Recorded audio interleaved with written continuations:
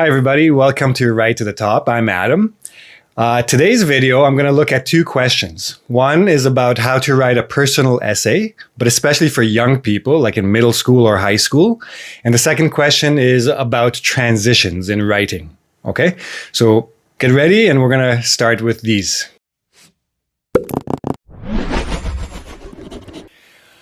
Okay, so the first question is by Umasi Vasangaran. She's worried about her son, who's a middle school student. He's applying to the IB or AP or IBT programs. These are particular courses that high schoolers can take to prepare for university. Now, she wants to know how to deal with his struggles to write an essay to express his interests in these programs.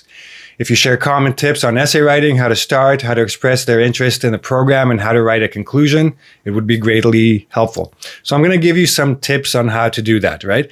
And again, this is a very general question. So these are going to be pretty general tips, but it's a very good way to get started and start getting your ideas together to write your essay. So first thing I'm going to say is that any personal essay, the thing that everybody tends to overlook is the word personal. It has to be about you. You have to show them the person that you are. That's why it's a personal essay. And this is whether you're in middle school applying to high school, whether you're in high school applying to university. And especially people applying to university, they have a lot of problems with the Common App, writing the personal essay for the Common App, because at this young age, you think that you don't have enough experiences or you haven't lived enough life, so you're not sure what to write about. And I'm going to tell you that you probably do have enough things to write about. Your life is richer than you think. Okay? So we're going to start with step one. Step one is research the program, look for keywords, and figure out a few things about the program. One, what is the program about? What you hope to get out of it? And where you want it to take you. Like, what is your path forward, right?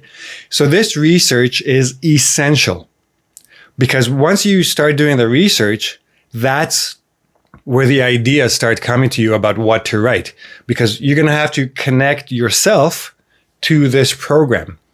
If you don't know where you're going, it doesn't matter where you've been, right? You have to make that connection. So once you've done all this and you have your keywords and you have your general ideas of what attracts you, I guess, to this program, then you start brainstorming about yourself. You brainstorm your life, right? And for most people, this is the hardest part because it requires a lot of self-reflection. It requires a lot of thinking, well, I haven't done anything with my life. What am I going to write about? What am I interested in? Trust me, you have a lot more than you know.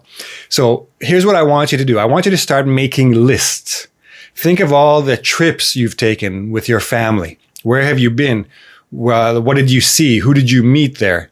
What surprised you about the place? What stayed in your memory? What do you want to go back and see? That's one.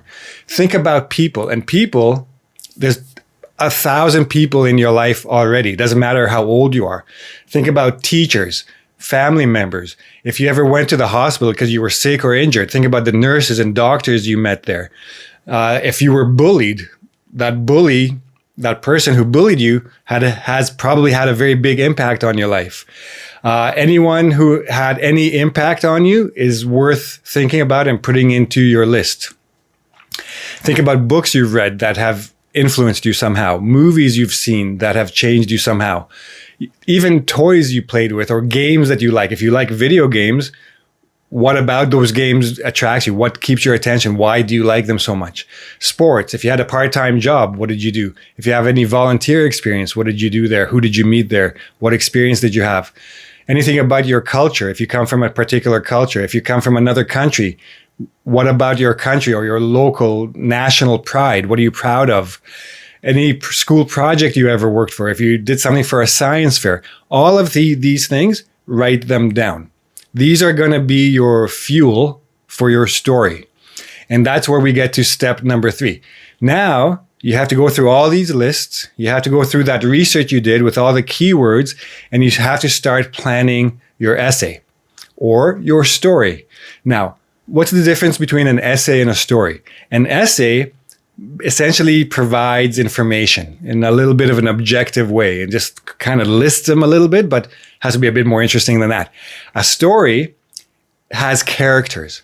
And in your story, everything and everyone is a character. Characters don't have to be people. If your dad, for example, had a really cool car when you were a little kid, and you really loved that car and you want to, one day have a car like it, that car is a character in your story. It had some sort of connection with you. It had some sort of impact or influence on you, and it helped you create some sort of thinking based on that car. So that's a very important thing. But having said all that, if you're not a good storyteller, don't write a story, write an essay. If you are a good storyteller, then you have a much more advantage than somebody who wrote an essay. So keep that in mind. So first thing you're going to do is connect any of the brainstormed ideas you had from the brainstorm to the things you collected in step 1, your keywords. You're going to make those connections. Then you're going to expand on those connections, add details. Think about the 5 W's: who, what, when, where, why, even how. Start adding all these details into your, connections. Choose the characters. So of all these connections, of all these things you've listed, which ones are going to be in your story? Which ones are going to be in your essay? And circle those. Make sure you know who or what they are. And then, and this is the tricky part, you're going to try to find a path or like a string to weave all these things into one central theme or idea. One theme or one idea that can go all the way through from the beginning of your story or essay to the end of it, that connects all these things as one whole, and that you will then connect to the program you're applying to or the school you're applying to, etc. So that's the pre-writing steps. Then you're going to start with the actual essay or story. You're going to have an introduction. And the introduction is super, super important because it's going to create the setup for the whole essay. This is where you bring the reader into your story. And you have to grab their attention and make them want to read more. And you want to sort of prepare them for the path that you're about to set them on. Okay, so it's very, very important. Start with a hook if you can. But what you should not do, or what you should avoid, is starting your essay or story with I, me or my, any of the personal pronouns, there is, there are, or any negative word, no, not, never, etc. Try to avoid all of these, but then just start, just set up. Don't make it too long, just enough that I know where you're going and that I'm interested in reading more. In your body, build the story. Now, how many paragraphs? Depends how many you need. Also, part of your research in step 1 is finding out if you have a word limit. If you have a word limit, you have to be very careful about what you're including in your essay. If you don't have a word limit, try to get a general idea by looking at samples of how long it should be. Try to connect your past, your present, and your future in your story. Always be moving forward. Don't go back and forth with your ideas. Okay? And the most important thing, the most important component of any story, and in this case, a personal essay, show change. How have you changed over the time? How have you changed since you met this person? How have you changed since you went on that trip? How has that book influenced you? How has that game changed how you look at something else, right? So you're showing change. You're showing your personal growth, your awareness, your understanding of something. And that's going to be part of your overall theme. Now, a lot of people, as they're doing this, that's when they get the theme for their essay. So a lot of people write the introduction last. That's up to you. I tend to write the introduction first. So I have my sort of map, and then I follow it to the conclusion. If you're having a hard time with the introduction, work on the body first, find all your characters and your general idea, and then write your introduction if that helps you do it that way. And the conclusion has to be very short and sweet, but mostly what you're doing is connecting all of this story, all of this essay back to the program. How is the program going to help you? How is taking these courses going to help you in your future plans or help you reach your dreams, okay? And the last step, and probably the most important step, when you finish, that is your first draft. That is not what you're submitting to the program. You're going to put it aside, then you're going to come back to it and you're going to edit and you're going to rewrite and then you're going to edit again. Make sure you go through like 3-4 drafts before you have a final draft, because you're always going to miss something, or you're going to notice a mistake, or you're going to notice that something doesn't make sense and needs to be adjusted a little bit. Have a few drafts. Ideally, if you can get somebody else to read it for you and give you your feedback and you can make some more changes, that's the best thing to do, right? You can also get a professional editor. I also offer this service at editorproof.com, but you can find a friend, you can ask your teacher. Your teachers are probably your best choice. Anybody who can help you, and make sure that there are no spelling mistakes, no grammar mistakes, no logic issues. Make sure that it's a perfectly written statement, because they do actually look at that. They want to make sure that you took the time and put in the effort to have a good copy, okay?